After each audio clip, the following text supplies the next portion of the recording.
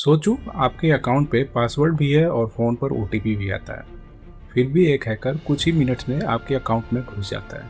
अब सवाल ये उठता है कि जब दो दो लॉक्स लगे हुए हैं तो हैकर अंदर कैसे आ जाता है। जवाब है, वो लॉक तोड़ता ही नहीं। जी हाँ, ज़्यादातर लोग सोचते हैं कि हैकर ओटीपी और एल्गोरिथम को क्रैक करते हैं, लेकिन सच ये है कि कोई भी एल्गोरिथम को सीधा हैक नहीं करता। वो एक अलग रास्ता ढूंढता है। जैसे पहला रास्ता सिम स्वैप का। हैकर आपके नाम पे आपकी डिटेल्स यूज करके टेलीकॉम कंपनीज को कन्विंस कर लेता है कि नया सिम चाहिए।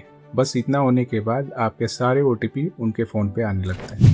दूसरा रास्ता है एमएफए बॉम्बिंग, यानी कि multi factor authentication bombing. Hacker के पास ऑलरेडी आपका पासवर्ड होता है किसी पुराने डेटा लीक से। फिर वो बार बार लॉगिन ट्राई करता है। आपके फ़ोन पे डजन्स नोटिफिकेशंस आने लगते हैं। थक हार कर कभी कभी कंफ्यूजन में लोग अप्रूव भी कर देते हैं। सितंबर 2022 में बिल्कुल यही हुआ था उबर के साथ।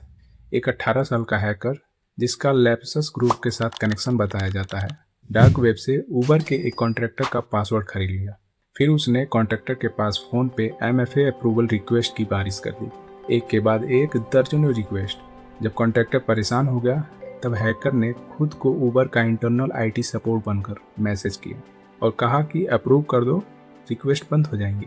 कॉन्ट्रैक्टर ने एक रिक्वेस्ट अप्रूव भी कर दी और हैकर सीधा उबर के इंटरनल स्लैक और AWS सिस्टम तक पहुंच गया। इस केस में पासवर्ड क्रैक नहीं हुआ था, सिर्फ एक इंसान थक गया था। अब सवाल ये है कि अगर SMS OTP इतना वीक है तो ऑथेंटिकेटर ऐप ज़्यादा सेफ कैसे है। फ़र्क सिंपल है।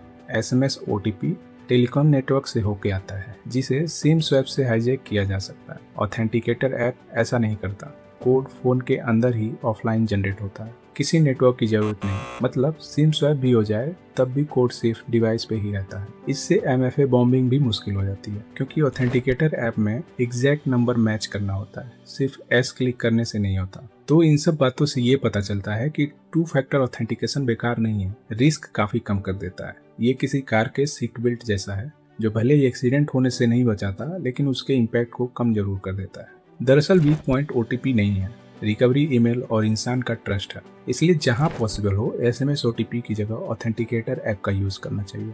चलो अब आप कमेंट में बताओ कि आपके 2 फैक्टर ऑथेंटिकेशन SMS वाला है या ऑथेंटिकेटर ऐप वाला। बाकी वीडियो में कुछ भी अच्छा लगा हो तो वीडियो को लाइक और दोस्तों के साथ शेयर जरूर करना। साइंस और टेक्नोलॉजी की ऐसी ही ऑथेंटिक और इंटरेस्टिंग इन्फॉर्मेशन के लिए नोवा माइंड स्टूडियोज को सब्सक्राइब जरूर करना।